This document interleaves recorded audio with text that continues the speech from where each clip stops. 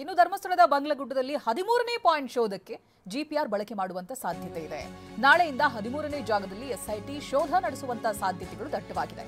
ಶೋಧ ಸಂಬಂಧ ನೀರಾವರಿ ಇಲಾಖೆಗೆ ಎಸ್ಐಟಿ ಪತ್ರವನ್ನ ಬರೆದಿದೆ. ಯಾಕೆಂದ್ರೆ ಪಕ್ಕದಲ್ಲೇ ಕಿಂಡಿ ಅಣೆಕಟ್ಟಿದೆ, ಹಾಗಾಗಿ ಅದರ ಜೊತೆಗೆ ಮೆಸ್ಕಾಂಗೂ ಕೂಡ ಪತ್ರ ಬರೆಯಲಾಗಿದೆ. ಯಾಕೆಂತ ಹೇಳಿದ್ರೆ ವಿದ್ಯುತ್ ಕಂಬ ತೆರವು ಮಾಡಬೇಕು. ಸೊ ಆ ಕುರಿತಂತೆ ಮನವಿಯನ್ನ ಮಾಡಿಕೊಂಡು ಮೆಸ್ಕಾಂಗೂ ಕೂಡ ಪತ್ರವನ್ನ ಬರೆಯಲಾಗಿದೆ. ಈ ಬಗ್ಗೆ ನಮ್ಮ ಪ್ರತಿನಿಧಿ ಪೃಥ್ವಿರಾಜ್ ನೀಡಿರುವಂತಹ ವರದಿ ಇದೆ, ಬನ್ನಿ ನೋಡೋಣ.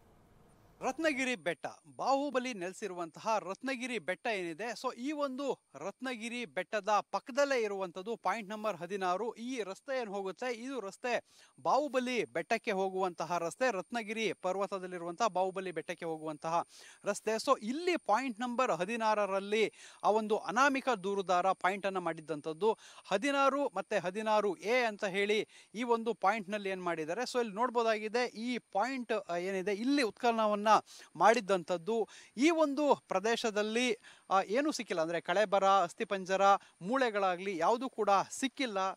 16 ಮತ್ತು 16A ಅಂತೇಳಿ ಅಕ್ಕಪಕ್ಕ ಮಾಡ್ಕೊಂಡಿರುವಂಥದ್ದು ಆತ ಒಣ ಮರದ ಪಕ್ಕದಲ್ಲೇ ಇದೆ ಅಂತ ಹೇಳಿ ಅವರಿಗೆ ಏನು ನೆನ್ನೆ ತೋರಿಸಿದ್ದ ಆ ಒಂದು ಒಣ ಮರ ಏನು ಕಾಣ್ತಾ ಇದೆ, ಸೊ ಆ ಪಕ್ಕದಲ್ಲೇ ಆ ಮರ ಇರುವಂಥ ಪಕ್ಕದಲ್ಲೇ ಉತ್ಖನನವನ್ನ ನಡೆಸಿದ್ದಂಥದ್ದು. ಸೊ ಈ ಒಂದು ಉತ್ಖನನ ನಡೆಸಿದ ಸಂದರ್ಭದಲ್ಲಿ ಏನೂ ಕೂಡ ಸಿಕ್ಕಿಲ್ಲ. ಸದ್ಯಕ್ಕೆ ಈ ಒಂದು ಪಾಯಿಂಟ್ನಲ್ಲೂ ಕೂಡ ನಾಳೆ ಉತ್ಖನನವನ್ನ ಮಾಡುವಂತಹ ಸಾಧ್ಯತೆ ಇದೆ. ಯಾಕೆಂತ ಹೇಳಿದ್ರೆ 16A ಆಗಿದೆ, 16ABC ಈ ರೀತಿ ಮುಂದುವರಿಯುವಂತಹ ಸಾಧ್ಯತೆಗಳಿದೆ. ಸೊ ಅದರಿಂದ ಈ ಒಂದು ಪಾಯಿಂಟ್ನಲ್ಲಿ ಮತ್ತೆ ಉತ್ಖನನ ಅಂದ್ರೆ ಸುತ್ತಮುತ್ತ ಆಗುವಂತಹ ಸಾಧ್ಯತೆಗಳಿದೆ. ಯಾವುದು ಆ ಒಂದು ದೂರುದಾರ ಕೊನೆ ಕ್ಷಣದಲ್ಲಿ ಏನು ನೋಟಿಸ್ ಅನ್ನ ಪಡೆದು ಯಾವ ಪ್ಲೇಸ್ ಅನ್ನ ಹೇಳ್ತಾನೆ ಅಲ್ಲಿಗೆ ಎಸ್ಐಟಿ ಅದನ್ನ ಕರೆದುಕೊಂಡು ಹೋಗ್ತಾ ಇರುವಂತದ್ದು. ಸದ್ಯಕ್ಕೆ ಈ ಒಂದು ಪ್ರದೇಶದಲ್ಲಿ ಮತ್ತೆ ಉತ್ಖನನ ನಡೀತಾ ಇಲ್ಲ. ಜಿಪಿಆರ್ ಮಿಷನ್ ಬಂದಂತ ಸಂದರ್ಭದಲ್ಲಿ ಈ ಸುತ್ತಮುತ್ತ ಏನಾದರೂ ಆ ಶೋಧ ನಡೆಸ್ತಾರ ಅನ್ನೋದನ್ನ ಕಾದು ನೋಡ್ಬೇಕಾಗಿದೆ.